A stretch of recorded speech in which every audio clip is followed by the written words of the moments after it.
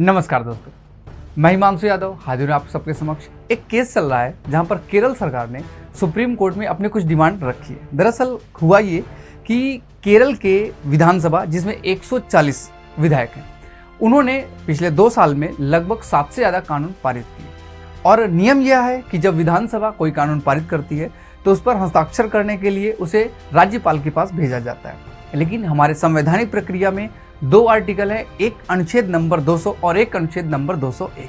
पहले बात करते हैं अनुच्छेद नंबर 200 की। आर्टिकल 200 कहता है कि यदि कोई भी विधेयक यानी कि बिल अगर विधानसभा से और विधान परिषद से पास होकर राज्यपाल के पास आता है तो राज्यपाल के पास कुछ उपाय हैं। उनमें से नंबर 1 वह उसकी सहमति दे दे यानी कि उस पर हस्ताक्षर कर दे तो वह विधेयक तुरंत ही कानून बन जाएगा। इसके अलावा उसके पास वीटो पावर है। इसी आर्टिकल 200 के तहत वह उस विधेयक पर हस्ताक्षर करने से मना कर सकता है, अर्थात सीधे डिनाई कर सकता है, जिसे अब्सोल्यूट वीटो कहा जाता है यानी कि आत्यांतिक वीटो कहा जाता है। इसके अलावा उसके पास एक और ऑप्शन होता है कि जब कोई कानून उसके पास साइन होने के लिए आए तो वह उसे पुनर्विचार के लिए वापस भेज दे। 6 महीने के बाद ही उसे दोबारा लाया जा सकता है। ऐसे वीटो को सस्पेंसिव वीटो कहा जाता है। इसके अलावा अगर हम बात करें तो एक और ऑप्शन है कि जब विधानसभा कानून बनाकर भेजेगी साइन करने के लिए राज्यपाल के पास, तो राज्यपाल उसमें पॉकेट वीटो का यूज कर सकता है। ना तो हाँ बोले ना ही मना करे, चुपचाप शांति से बैठा रहे। इसका भी उद्देश्य यही है कि बिल फिनिश हो गया यानी कि अब कानून नहीं बनेगा। इसके अलावा आर्टिकल नंबर 201 में थोड़ी सी और एक अलग से प्रक्रिया की गई। दरअसल अगर किसी भी राज्य का कोई भी विधानसभा विधान परिषद कानून बनाकर राज्यपाल के पास भेजता है तो राज्यपाल उस पर सहमति के लिए उस बिल को, उस विधेयक को राष्ट्रपति के हस्ताक्षर के लिए भेज सकता है, आरक्षित कर सकता है अनुच्छेद 201 के तहत। ऐसा ही हुआ केरल में, जहां पर विधानसभा ने कानूनों को पारित किया। 7 कानून थे 2 वर्ष में, और इन कानूनों में जब ज़्यादा समय लगा और सरकार ने रिक्वेस्ट की तब राज्यपाल ने कुछ पर तो साइन कर दिया और कुछ को उन्होंने सीधे ट्रांसफर कर दिया राष्ट्रपति के पास। अगर हम केरल के राज्यपाल की बात करें तो आरिफ मोहम्मद साहब वहाँ के राज्यपाल हैं और मुख्यमंत्री वहाँ के विजयन पिनराई हैं। दोनों लोगों ने मिलकर या केवल राज्यपाल ने ही अपना ये जो कानून पर साइन करने का कार्य था राष्ट्रपति द्रौपदी मुर्मू को दे दिया। अब राष्ट्रपति द्रौपदी मुर्मू को चाहिए था कि या तो वह उस पर साइन करें, क्योंकि आर्टिकल 111 के तहत राष्ट्रपति के पास भी वीटो पावर है। सहमति देने ना देने की शक्ति राष्ट्रपति के पास होती है। अब कानून पर साइन करने की जिम्मेदारी किसकी हो गई? कानून पर साइन करने की जिम्मेदारी हो गई हमारे देश के महामहिम राष्ट्रपति द्रौपदी मुर्मू की। द्रौपदी मुर्मू से साइन करने की अपेक्षा थी, लेकिन उन्होंने साइन नहीं किया। कोई बात नहीं, तो ये था कि शायद उन्होंने इसमें पॉकेट वीटो लगा दिया होगा। जब चर्चा की गई तो पता चला कि पॉकेट वीटो जैसा कुछ नहीं है, इस पर साइन ही करना था, बट अभी वो साइन करने में देर कर रही है। और उन्होंने इसको सस्पेंड भी नहीं किया कि वापस भेज दे, 6 महीने के बाद पुनः दोबारा विचार करके दोबारा लाया जाए। पूरी तरह से समाप्त भी नहीं किया, अब्सोल्यूट वीटो का भी प्रयोग नहीं किया कि हम बिल को समाप्त करें, इन पर हम साइन नहीं करेंगे। ऐसे में केरल की सरकार पहले तो हाई कोर्ट गई और फिर साथ ही साथ तो सुप्रीम कोर्ट भी आ गई। दरअसल सुप्रीम कोर्ट में संविधान के आर्टिकल 131-32 में इस तरह के कुछ प्रावधान है जिनके तहत आप अपील दायर कर सकते हो। उसी का प्रयोग करते हुए केरल की सरकार ने राष्ट्रपति के जो सचिव हैं उनको मिलाकर एक अपील दायर की। कोई केस नहीं किया, केस दरअसल किया भी नहीं जा सकता। और इस अपील में बस इतनी सी बात कही गई है कि राज्यपाल महोदय और राष्ट्रपति महोदय जो हमारे कानून में देरी कर रहे हैं, कृपया ऐसी देरी ना करें, ज्यादा जल्दी से जल्दी हमें बस बता दें, या तो हाँ या तो ना। अगर नहीं है तो हम दोबारा कानून को बनाएं, अगर हाँ है तो हम उसे अपने राज्य की जनता के ऊपर लागू करें, उन लोगों को अधिकार प्रदान करें।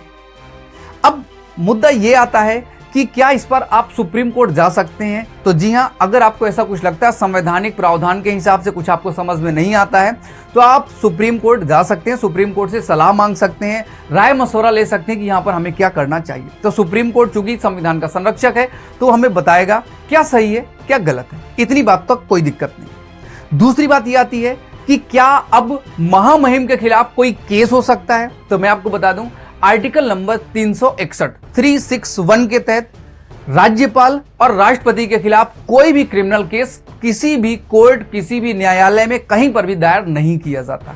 हाँ, राष्ट्रपति के खिलाफ अगर कोई दीवानी मामला है सिविल केस है, दहेज पैसे से संबंधित, तो 2 महीने की नोटिस के पश्चात ही केस शुरू किया जा सकता है। सजा का कोई प्रावधान वहां पे होने वाला नहीं है। पूरी तरह से छूट प्राप्त होती है राष्ट्रपति को क्राइम के मामले में। हालांकि संविधान के आर्टिकल नंबर 56 और 61, 56 और 61 के तहत जब संविधान का उल्लंघन राष्ट्रपति कर रहा हो, संविधान के आदर्शों का पालन ना कर रहा हो, तो उसके खिलाफ महाभियोग की प्रक्रिया शुरू की जा सकती है। यह कार्य किसी भी कोर्ट में नहीं होगा, यह कार्य संसद में होगा। और जब काम ऐसा संसद में हो रहा होता है तो संसद अर्ध न्यायिक संस्था के रूप में काम करती है, क्वासी जुडिशरी के रूप में काम करती है। यह प्रक्रिया अमेरिका और आयरलैंड जैसे देशों में भी आपको देखने को मिल जाएगी। अब हम बात करें कि ये जो व्यवस्था थी, आखिर इस व्यवस्था को लागू क्यों किया गया, उसको थोड़ा सा समझिएगा। जैसे मान लीजिएगा हमारे देश में 3 सूचियां हैं, एक केंद्र सूची, एक राज्य सूची और एक समवर्ती सूची। केंद्र सूची में कानून केंद्र सरकार बनाएगा, राज्य सूची में कानून कौन बनाएगा, राज्य सूची में राज्य सरकार। तो समवर्ती सूची यानी कि कंकरेंट लिस्ट में कानून कौन बनाएगा, तो समवर्ती सूची में केंद्र भी कानून बना सकता है, राज्य भी कानून बना सकता है।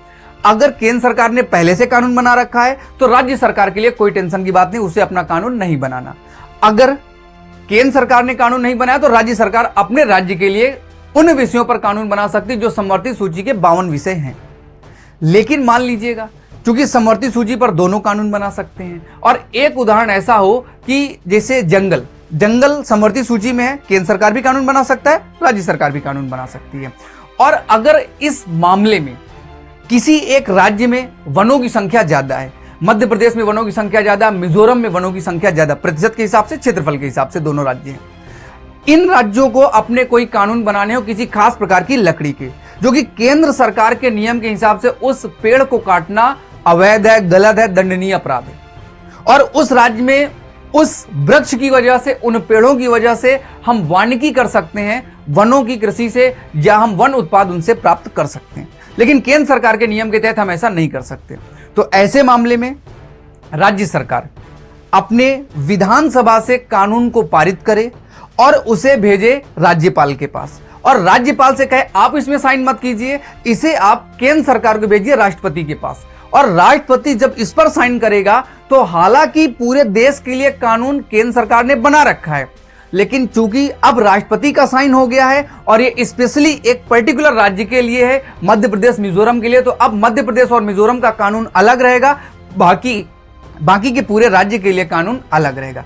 तो इसलिए यह जरूरी था हमारी संघीय व्यवस्था के लिए, जहां केंद्र सरकार अपना काम करती है, राज्य सरकार अपना काम करती है, जरूरत पड़ने पर दोनों एक दूसरे की मदद करते हैं। ऐसे में अगर कोई विधानसभा कानून बनाकर पारित करेगी और केंद्र सरकार या गवर्नर उस पर हस्ताक्षर करने से मना कर देंगे, तो कहीं ना कहीं ये हमारे संघीय व्यवस्था के लिए क्वेश्चन मार्क जरूर बनेगा। यहां पर राष्ट्रपति को स्वयं आगे बढ़कर आर्टिकल 143 के तहत सुप्रीम कोर्ट से सलाह लेनी चाहिए थी।